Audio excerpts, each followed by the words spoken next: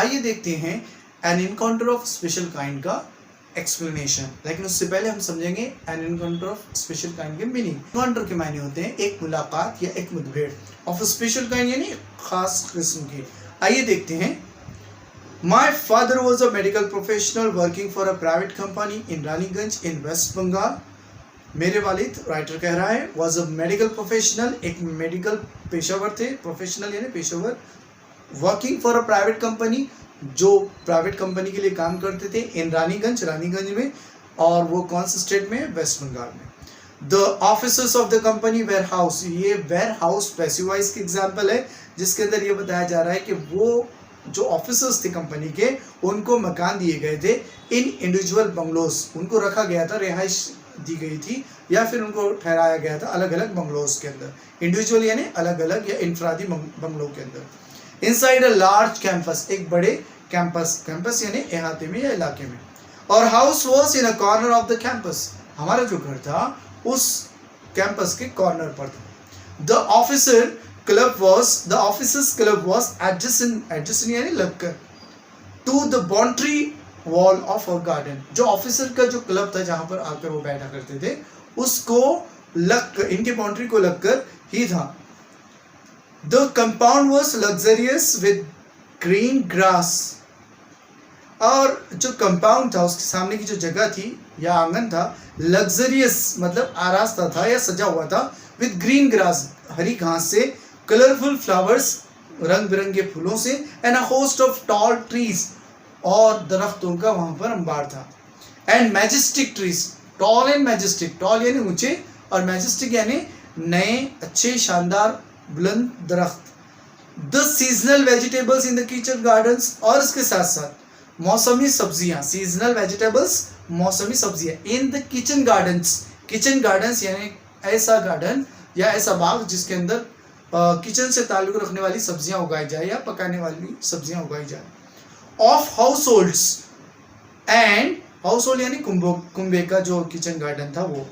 And the magnificent trees constantly attracted, और वहां के मैग्निफिशेंट यानी बुलंद, बड़े और खूबसूरत दरख्त क्या करते थे? कॉन्स्टेंटली, मुस्तकिल तौर पर, अट्रैक्ट करते थे स्क्वायरल्स को, गिलहरी को, and many species of birds, और स्पीशीज यानी नस्लें या अलग अलग किस्म के बर्ड को वो अट्रैक्ट किया करते थे। A group of langurs, langurs कहते हैं एशियाई जंगली जानवर, जो बंदर की एक किस्म है। फोटो पे आपको नजर आ रहा होगा, पेज नंबर 9 पर ऊपर देखिए, तो वो लंगूर की फोटो दी गई है। तो वहां पर जो लंगूर्स थे, had even made their den, den कहते हैं खलवत खाना या अड्डा बना लेना, in an ashwattha tree nearby. Ashwattha tree image में देखिए, तो अस्वथा ट्री, इस ट्री को जो उनके आंगन में था, गार्डन में, वहां पर इसको उन्होंने अड्डा बना लिया था। किसने? लंगूर्स ने। They had all become a part and parcel के मायने होते हैं हिस्सा बन जाना, of our existence, हमारे वजूद का, and daily life, और हमारी जिंदगी का, रोजाना की। Next paragraph. A small incident on a Saturday afternoon left a profound effect on me. एक छोटा सा वाकिया, small incident, छोटा सा वाकिया, ऑन अ सैटरडे आफ्टरनून, एक शनिचर की दोपहर को, लेफ्ट जो छोड़ता है, अ प्रोफाउंड इफेक्ट, एक प्रोफाउंड यानी गहरा, इफेक्ट यानी असर, ऑन मी, मेरे ऊपर, and unfolded before my eyes a whole new dimensions. अब देखिए, अनफोल्डेड के मायने होते हैं रिवील करना यानी जाहिर करना, मेरे सामने रखना, और किस चीज को जाहिर किया? अ होल, एक मुकम्मल, न्यू डायमेंशन, नई हकीकत को, डायमेंशन के माने नए पहलू को, किसके पहलू को? To the wonders of God's creation, खुदा की तख्लीक की वंडर को, मतलब उस खुदा की जो तख्लीक है, इस चीज को वो समझता है इस इंसिडेंट के बाद। It was a few days into the puja vacation, ये जो दिवाली वगैरह की छुट्टियां होती है, इस तरह की वेकेशंस थी, उसकी छुट्टियों में ये राइटर था। Just like for any other child, दूसरे बच्चों की तरह, the holidays provided an opportunity for me to become engrossed in various magazines and storybooks published specially for children in the festive season. वो यहाँ पर ये कह रहे हैं कि दूसरे बच्चों की तरह ये जो हॉलीडेज थे, इन्होंने एक अपॉर्चुनिटी प्रोवाइड की थी, मुहैया की थी फॉर मी, मेरे लिए, टू बिकम, क्या हो जाए, मैं अपने आप को लगा दूं, इनग्रोस, पूरी तवज्जो भी लगा दूं, किस चीज के अंदर, इन वेरियस मैगजीन्स, अलग अलग मैगजीन्स के अंदर, एंड स्टोरी बुक्स, और कहानियों की किताबों के अंदर, पब्लिश, जो पब्लिश की गई थी, स्पेशली खास तौर से फॉर चिल्ड्रन, बच्चों के लिए, in the festive season, festive season मतलब मसरत। Next paragraph, after a hearty lunch, hearty के माने होते हैं तवाना या सैर होके खाना, दोपहर के खाने के बाद, माई पेरेंट्स, मेरे वालदैन, एंड माई यंगर सिस्टर्स, और मेरी छोटी बहनें, lay down for an afternoon nap, lay down यानी लेट जाना, आफ्टरनून नैप यानी दोपहर के, नैप कहते हैं सोना थोड़ी देर के लिए, उंगली को भी कहा जाता है नैप,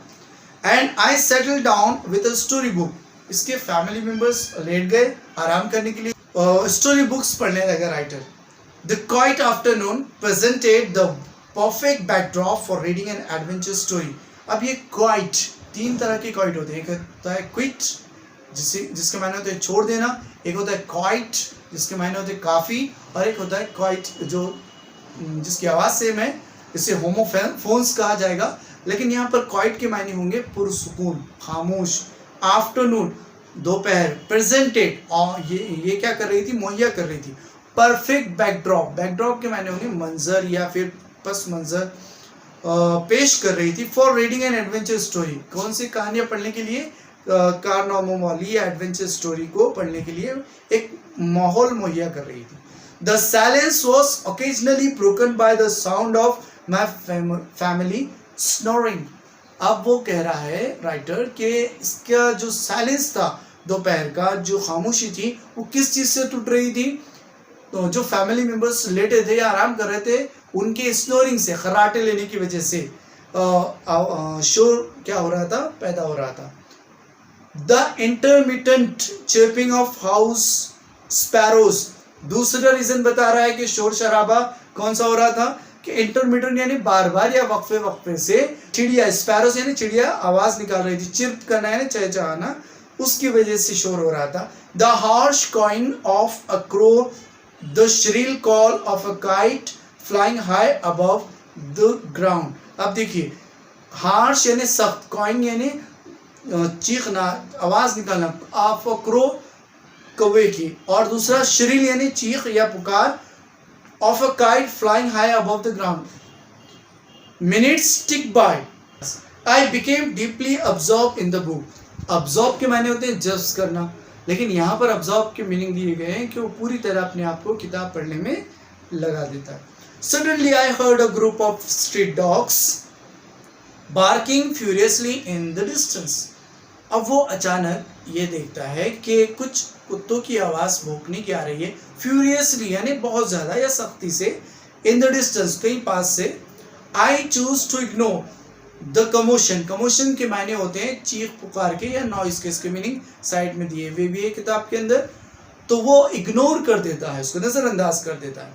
थिंकिंग दैट, ये सोचते हुए, the pack of dogs might, ये जो ग्रोह है, पैक ऑफ डॉग्स यानी कुत्तों का ग्रुप, माइट हैव कॉर्नर्ड, इन्होंने क्या कर दिया होगा, पकड़ लिया होगा या एक कोने में दबा दिया होगा, किसको, अ हैप्लेस, हैप्लेस के मायने होते हैं अनफॉर्चुनेट, बदकिस्मत, पिग यानी खंजीर को। बट सून, लेकिन जल्द ही, the barking became louder and more aggressive, ये जो आवाज थी बहुत ज्यादा लाउडर यानी जोर की होने लगी और बहुत एग्रेसिव, जारहाना या जोर जोर से आने लगी। And the alarm cawing of the flocks of crows, और जो अलार्म यानी खौफजदा आवाजें निकाल रहे थे, कौन, कौवे, बार बार सारे कौवे चीख रहे थे, फ्लॉक्स ऑफ क्रोस यानी कौवों का जो झुंड था वो चीख रहा था। एडेड द कैकोफनी, इस शोर पुकार, कैकोफनी यानी शोर पुकार में और ज्यादा आवाजें पैदा होने लगी। I also heard the disturbance approaching closer, इसको भी ऐसा लगा कि कोई चीज है जो कुत्तों की आवाज भौंकने की आ रही है, कौवे आवाजें कर रहे हैं, तो वो शोर शराबा जो है बढ़ते जा रहा है और नजदीक नजदीक आ रहा है। Curiosity got the better of me, curiosity यानी तजस्सुस, got the better of me इस फ्रेज के मीनिंग होते हैं गालिबाना, तो अब वो तजस्सुस हुआ उसको कि वो जाकर देखे कि क्या मामला है। लीविंग द बुक असाइड, वो किताब को बाजू में रखता है, रश टू द वरांडा, और वरांडे की तरफ जाता है यानी बाहर चबूतरे की तरफ, to see what was going on, ये देखने के लिए क्या चल रहा है। I glance towards the roof of the clubhouse and saw something horrible, writer जाता है और वो जो रूफ है उसके ऊपर ग्लांस यानी देखता है और उसको वहां पर समथिंग हॉरिबल, एक खौफनाक मंजर नजर आता है। अ बिग मेल लंगूर, एक big male langur, apparently the leader of its group, ऐसा लग रहा है कि वो उस ग्रुप का लीडर है, was holding a baby langur in his hand, वो अपने हाथ में बेबी लंगूर को पकड़ा हुआ है, and mercilessly biting it all over with a definite intent to kill, और वो उसको काट रहा है, कतर रहा है या फिर मार रहा है, और इस ख्याल से कि वो उसको इंटेंट यानी इरादे से कि उसको क्या कर दे, खत्म कर दे, मार दे। The helpless mother of the baby langur, बेसहारा माँ, एंड अदर लेजर मेंबर्स, और उस ग्रुप के जो छोटे छोटे मेंबर्स है of the langur group, were scattered, अलग अलग जगह फैले हुए, ऑन द रूफ्स, और उस छत के ऊपर अलग अलग बिल्डिंग के, of the buildings near by, जो आस पास में बिल्डिंग थी उसके जो छतों के ऊपर है बैठे हुए, एंड वॉचिंग, और देख रहे हैं, बेबी लंगूर बीइंग किल्ड, ये भी पैसिव वॉइस है, बीइंग किल्ड यानी बेबी लंगूर को मारा जा रहा है। I recall the terrible custom in the animal clan according to which a dominant male usually does not allow another male baby or adult to survive within its group. अब writer को ये ख्याल आता है कि जो एनिमल क्लैन है, जो जानवरों का कबीला है, क्लैन यानी कबीला, उसके अंदर जो मेल होते हैं वो अपने ग्रुप में कोई दूसरे मेल को या बेबी मेल को अलग नहीं कर सकते और उनको खत्म कर दे। विदाउट लूजिंग एनी टाइम, बगैर वक्त जाया किए, I gathered a stout stick in one hand and hurled a piece of stone at the marauding langur, बगैर वक्त जाया किए वो एक लकड़ी उठाता है मजबूत और पत्थर उठाता है और हर्ल्ड यानी फेंकता है किसकी तरफ, उस बेबी की जो बेबी लंगूर को मार रहा है लंगूर उसकी तरफ, मराउडिंग लंगूर यानी गैरतगिरी मचाने वाले लंगूर की तरफ। The langur was so infuriated, अब वो जो बड़ा लंगूर था, ताकतवर लंगूर, वो इतना इन्फ्यूरिएटेड यानी इतना भड़का हुआ था, that it hardly took any notice, उसने कोई ध्यान नहीं दिया, नोटिस यानी ध्यान नहीं दिया, ऑफ माई असॉल्ट, राइटर के हमले का, असॉल्ट यानी हमला।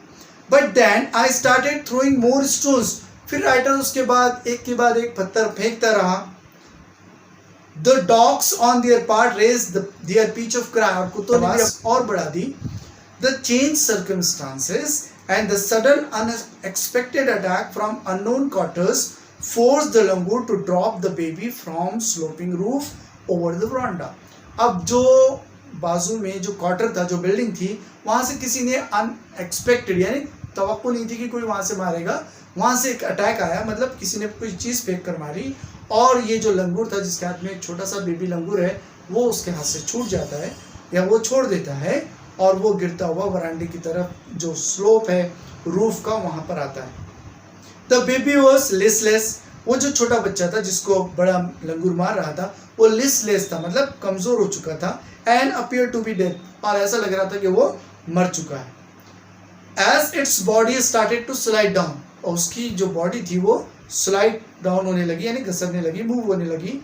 The excitement of the pack of dogs grew manifold, जैसे ही वो नीचे आने लगा बेबी लंगूर, तो नीचे जो कुत्ते भोग रहे थे उनके जो एक्साइटमेंट था, ग्रीव बढ़ गया है, मैनीफोल्ड कई गुना ज्यादा, एट द प्रोस्पेक्ट ये ख्याल से, of a good kill and meal, कि उनको क्या मिलने वाला है, खाने के लिए कोई खाना मिलने वाला है, वो बेबी को पकड़ लेंगे।